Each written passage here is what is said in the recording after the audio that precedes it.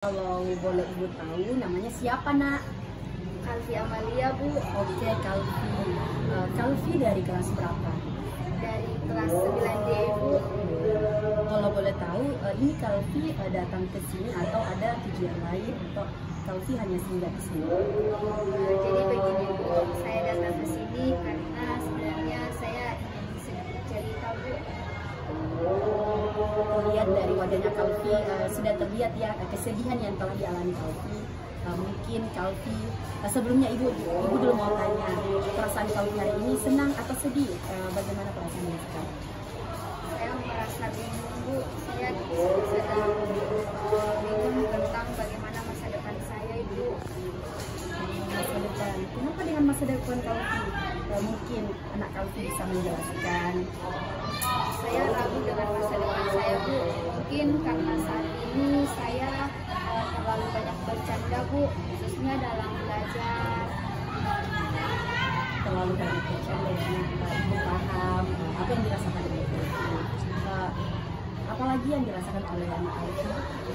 Saya merasa susah untuk menolak ikut perkataan teman, Bu. Misalnya dalam mengerjakan tugas, teman banyak mengatakan tidak usah mengerjakan tugas. Saya gampang terdistraksi, Bu. Makanya saya banyak nilai saya yang jelek, Bu.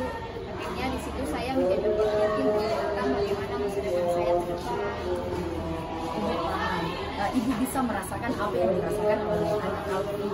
Tapi kita juga harus tahu sekolah adalah nomor satu. Bagaimana kita bisa mengelola waktu kita untuk mengerjakan hal-hal yang memang kewajiban kita sebagai siswa.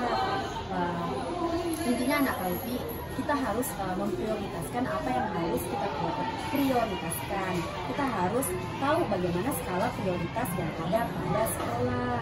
Ibu tahu, Ibu juga pasti bisa merasakan apa yang dirasakan oleh Kalvi.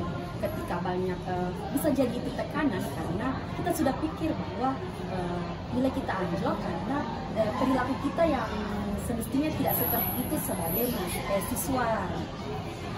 Iya, Bu.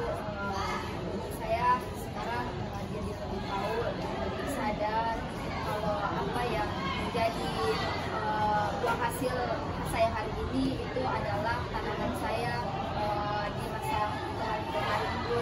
Dan saya kecewa karena perbuatan saya. Tidak apa-apa, itu wajar ya. Itu wajar ketika anak Kalvi merasakan hal seperti itu.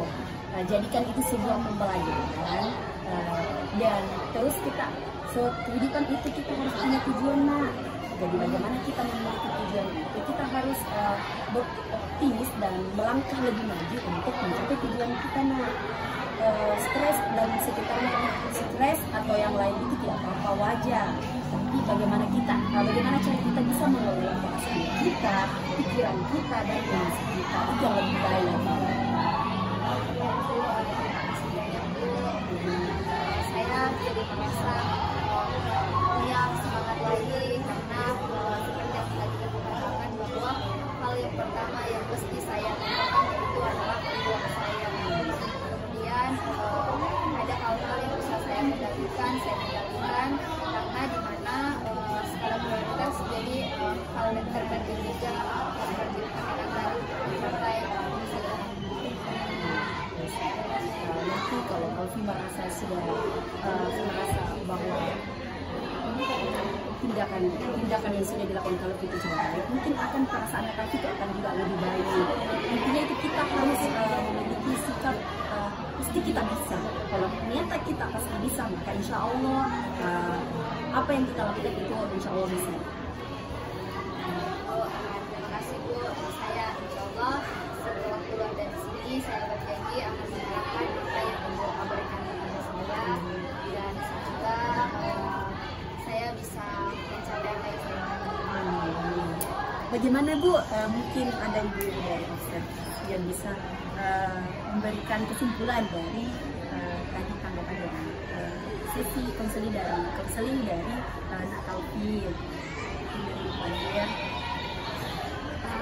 Mungkin dari saya yang saya dengar tadi dari permasalahannya anak Kalvi yang dari temannya kadang terdistrak kurang untuk mengerjakan tugasnya mungkin dari hewan yang disini tapi mungkin bisa lah mencari teman yang bisa mendukung itu sendiri yang mendukung kayak dari mendukung untuk belajar lebih giat lagi atau juga mencari organisasi yang mendukung Kak untuk giat belajar. Mungkin sekian dari saya. Kalau Ibu Wana bagaimana, Bu? Jadi kan tadi nakal itu yang stres akademis ya. Ya. Jadi stres akademis itu masalah yang umum dihadapi oleh siswa, apalagi kalau mendekati ujian begitu. Nah, di sini juga stres akademis itu menunjukkan tanda-tanda seperti menarik diri begitu, ya kehilangan semangat, ya meskipun sudah berusaha kelas penurunan prestasi akademis juga sering terjadi.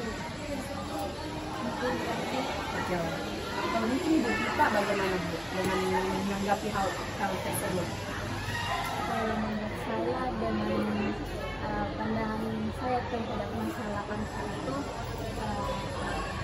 ada strategi yang harus diperhatikan, seperti manajemen waktu, penyelesaian masalah yang bertahap, dan dukungan sosial seperti dari keluarga, pergaulan pertemanan, sehingga stres yang dialami kalki itu dapat mengatasi stres akademisnya dan menjaga keseimbangan dan merawat kesehatan mental kalki sendiri. Itu dari saya.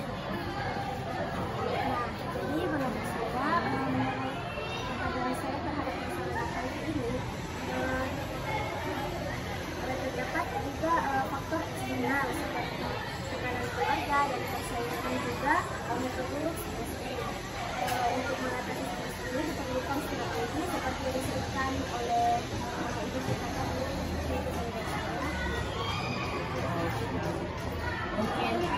Mungkin anak Kalki sudah mendengar intinya kesimpulan dari sisi konseling ini, sehingga anak Kalki bisa menjadikan motivasi untuk langkah-langkah selanjutnya.